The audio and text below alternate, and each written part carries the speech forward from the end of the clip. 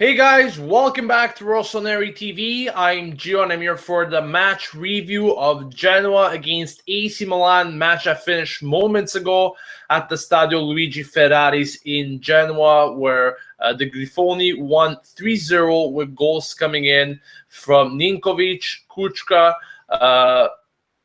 scored an own goal, and then finally Pavoletti added a goal himself. A very embarrassing showing by Milan.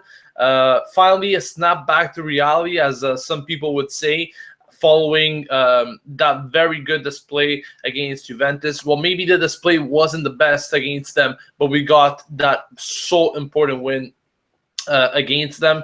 And really, it was a team in complete shambles tonight for the Rossoneri. I just couldn't believe my eyes how it's possible to lose 3-0 to Genoa.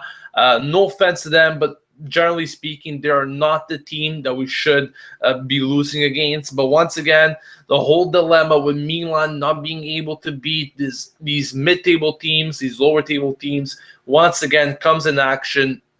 And like many of you have been saying on Twitter, Facebook, and so forth, we are supposed to make up ground on certain teams such as Juventus, Roma, or whatever by beating these teams. And once again, we have failed to do so tonight. Just a horrendous display from the team in general. But I'm going to get started by speaking about the lineup that came into this match and the choices that were made by Montella. First of all, he decided to play Poli as a right back and Honda as a right winger. Those were the two choices that, the two changes really that he decided to change from the match against Juventus. Those were the two players that replaced Abate and Suso from the Juventus match. And I have to say that if there's a reason why Poli and Honda are not getting the minutes that they want, we have clearly seen it today.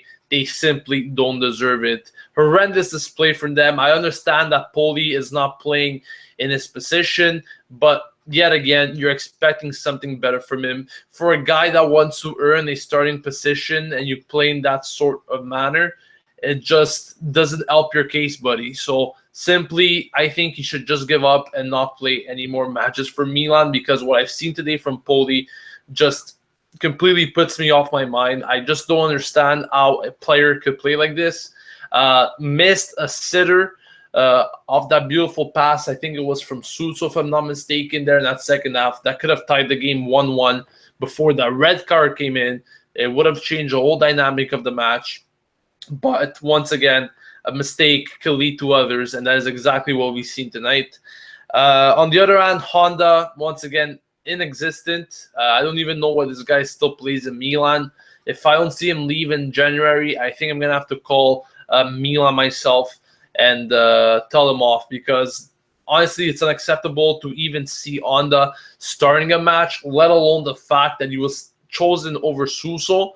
I'm sorry, but what Suso did in those 15 minutes, let alone 15 minutes, even those 5 minutes that he played, those first 5 minutes that he played, he did more than Honda and Yang put together in the whole match. And that is completely unacceptable on the behalf of Yang and Honda. You can't come into these matches just hoping that you're going to get a result going your way. You're going to need to fight for it. You're going to need to earn it. And Milan simply did not do that. Genoa, as I said, maybe a weaker team than Milan on paper, but they came out tonight as hungry, really hungry team that wanted to win, that wanted to get the 3 points after that match against Sampdoria that they lost on Saturday. They wanted to make the fans happy again, and they did just that. On the other hand, Milan, we won against Juventus, and it seems like that is the book that's closed. Guys, we're not going to see any more good performances. That is it. These types of performances against Juventus come once in a blue moon. That is exactly the type of impression that Milan gave me today. Once again, completely unacceptable. Not only from the team, from Montella, from everyone involved tonight. I just didn't take any positive whatsoever from this team. The only positives I saw were Suso coming in very, very strong once he came in. in that second half, in those last 15, 20 minutes. Bonaventura did very well, in my opinion. And also Locatelli, he didn't have that much of a good match altogether, but I think that he had a pretty decent game. But honestly, I think that Bonaventura is a player that is definitely growing. As I said a few times in the past few matches, Bonaventura had a very rough start, in my opinion, of the season. He was still adapting to that role, but now it's been a few games that he's been doing very good, and I think he finally adapted to his role. Maybe he could be more influential as a left winger, and I would have honestly tried that tonight. Why not try Bonaventura as a left winger and Sousa as a right winger with back in the middle, or even Lapadula for that instance, and put someone else in the midfield. Also, I want to give a comment on Montela's choice of doing a squad rotation. I know it wasn't a complete squad rotation, but making these little changes after the Juventus match. This is not the type of match that you can do something like that, especially after coming off a very strong win against Juventus. It is not the time to change a player's psychology a few days later and bringing in these players that haven't played in a long time. You still want the same group of players that has been playing together to get another result for you. This is not the match I would have changed some players. I would have waited until the weekend match against Pescara, a team that could still pose threats, however, not as much as Genoa. That was the game I would have afforded to make some changes, but not this match against Genoa where you're playing away from home.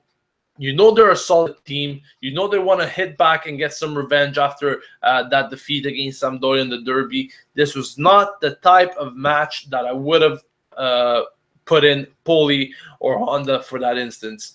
But honestly, I think that Poli, I think he was the cause to Paletta's red card. I mean, Paletta was absolutely, that was a terrible tackle whatsoever. It was really awful from Paletta to go in like that. But once again, you have to look at the source of that foul. Who was it that couldn't make a simple tackle? That is right, Andrea Poli. Why did Paletta have to move into a fullback position to cover for Poli and cause that terrible tackle that he did? That is the reason as to why certain players need to be careful and make smart decisions. Poli is not a player that fits in that category. He makes very stupid decisions, as well as other players.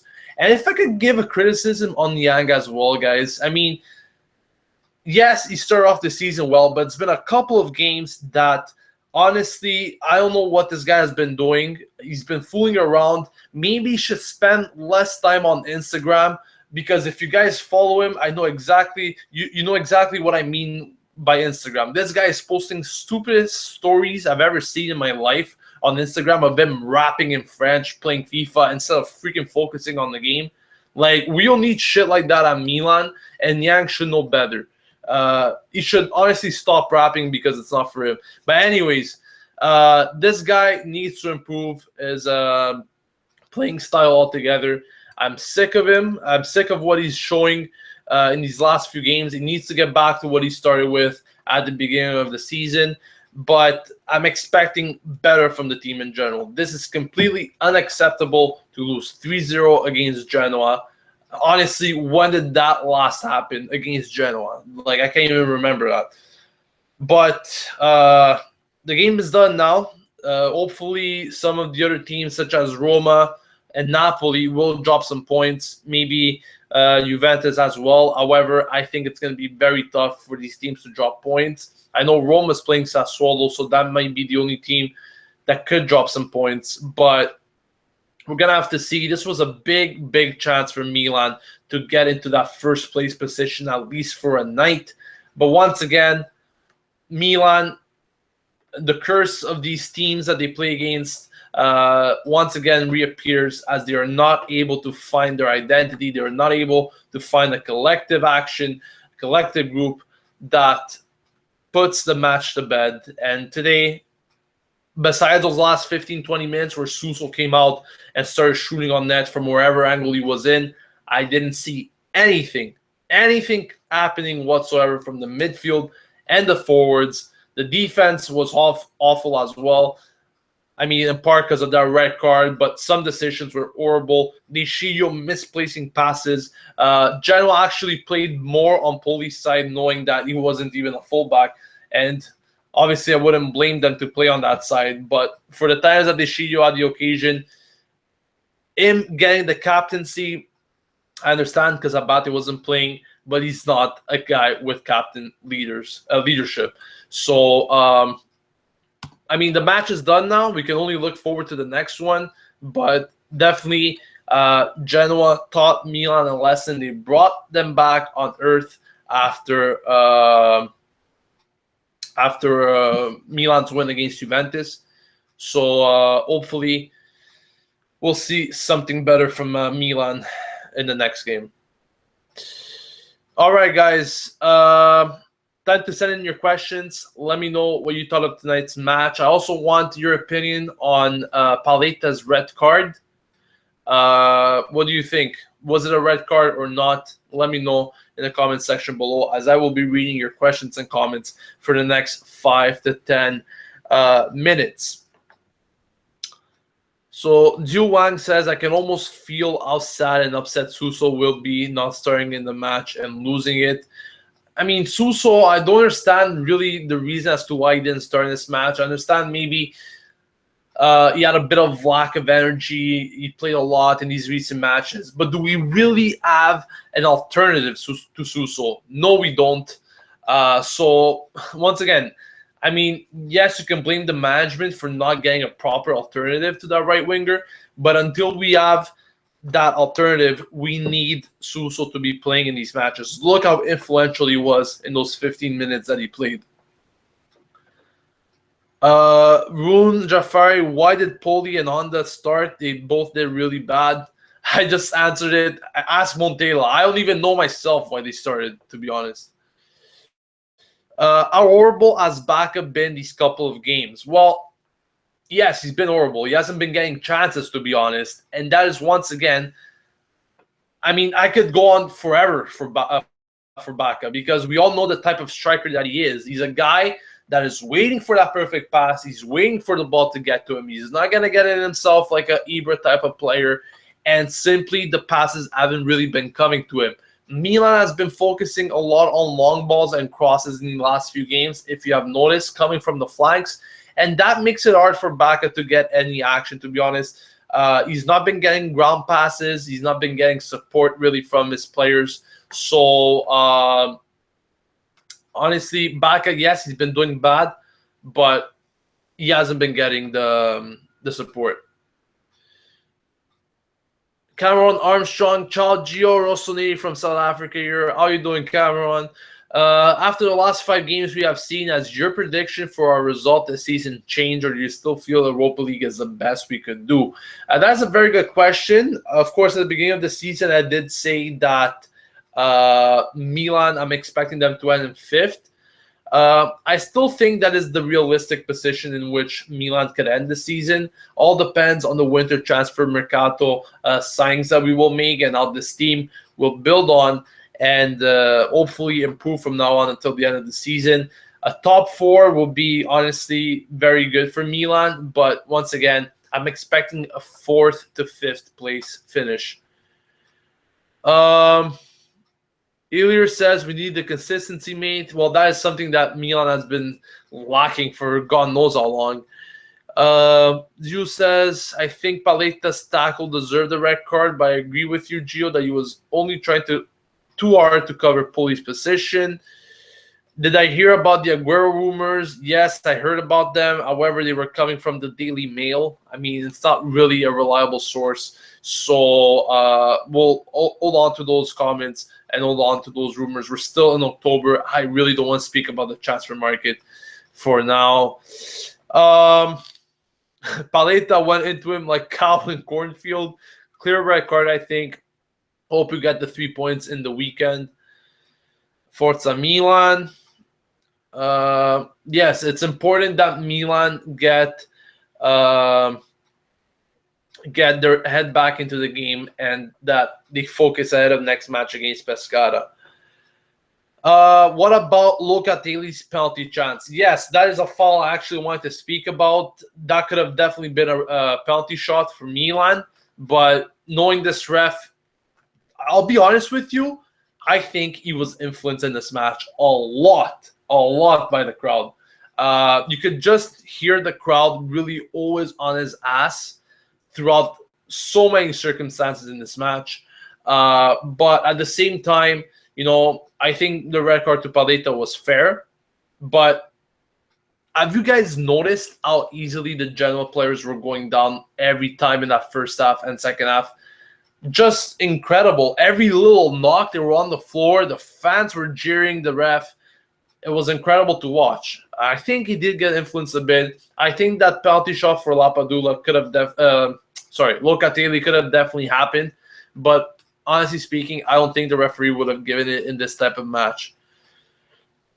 Why didn't Abate play Calabria as well instead of Poli? Calabria is still out. He wasn't part of this match, not even in the bench. Abate, I don't know why he was on the bench tonight. Maybe Montella wanted to give him a bit of a rest. But once again, this was not the type of match I would put Poli as a right back. Against Genoa, what are you thinking? It was absolutely incredible. Carl Ibn says 4 out of 5 fullbacks injured is shocking. Something about Milan Lab, although I've played with 3 center backs. What do you think? Well, at the beginning, I actually heard something about Milan potentially playing a 3-4-3 in this match. At least that's what Sky was reporting from what I heard. And they wanted to play with Romagnoli, Paletta, and De Sciglio as those center backs. Poli as a right mid. What could I say about that? I personally wouldn't play with 3 defenders in the back if I was Milan. They don't have the team that could afford playing with 3 in the back. So, we'll see what happens in terms of formations. But right now, Milan does not have the type of formation to play, the type of players to play a 3-4-3 or any other thing. I think a 4-3-3 is good for Milan at the moment. What the problem for me is that once again, this team lacks depth, guys. It lacks depth. We've seen it all around. We have a good starting 11. I'm not saying anything bad about it, but once you look at the bench, it is awful. And that is the difference between Milan and the other teams up there. Look at Juventus, look at Roma, look at Napoli. All 3 teams have depth. You look at their bench, they have difference makers, players that could come in and score goals at any time or do well. Milan simply doesn't have that. They don't have those players that could come in at any point and change a match. Maybe Suso, that's one of them, but he's not a bench player. He's usually a starter. So Milan definitely have to make purchases, buy players this winter to fill in those voids and send the useless players like Poli or Honda away from Milan at all costs. Some more questions before I sign off. Is it fair to say that this game was just a fluke? We can blame inconsistency, but Montella knows he messed up, and I assume it's a one-time thing. We play the weaker teams until the winter break. Well, first of all, we're still playing Inter and Roma until the winter break. But yes, we do have an easier schedule altogether. Now, in terms of inconsistency, yes, Milan is inconsistent. We are not going to win every match. We are still going to lose some matches from now on until the end of the season. But I think Montella knows what he has done. I think that he has seen it for himself, that you can't rely on certain players. And I think he's the first person at Milan that's anxiously waiting for that winter break, for that winter transfer mercato, in order to get some proper replacements and some proper bench players, at least. Some players that could come in and make the difference, like I mentioned.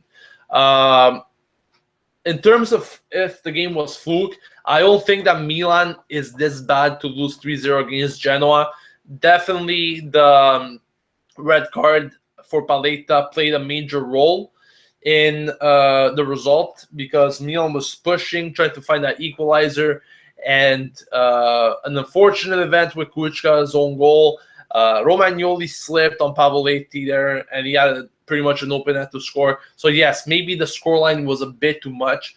But on the other end, Milan really didn't do much to score any goals themselves. And, you know, at times I see that Milan tries to keep possession, but that possession is not being used properly.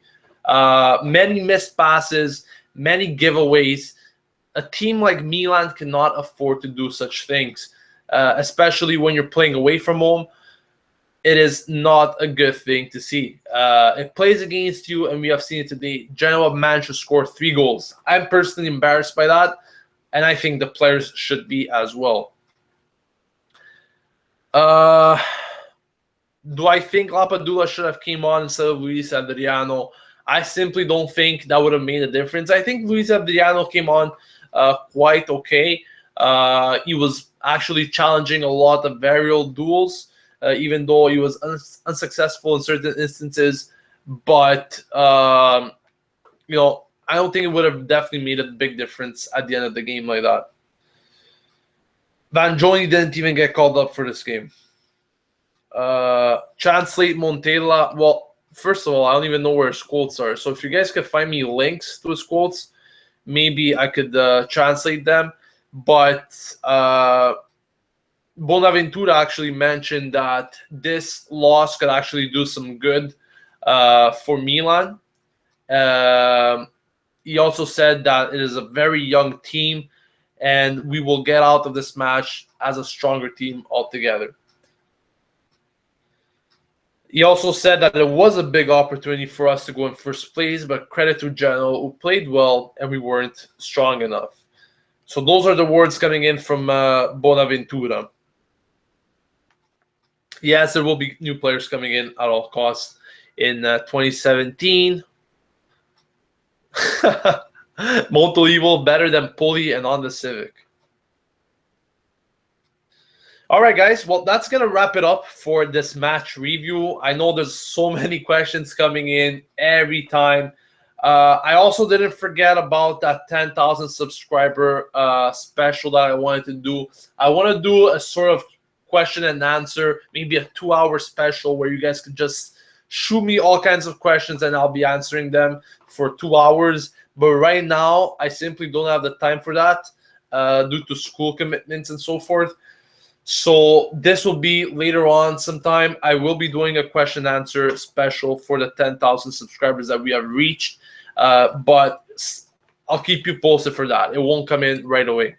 So, guys, thank you all for watching. Don't forget to subscribe to Rossoneri TV to stay updated with everything going on at AC Milan. I will once again want to thank you guys for all the support you've been showing the channel by reaching 10,000 subscribers, and we are building on to even more. So thank you all for that. I'll catch you guys next time for another video. This has been Gio signing off, and as always, Forza Milan.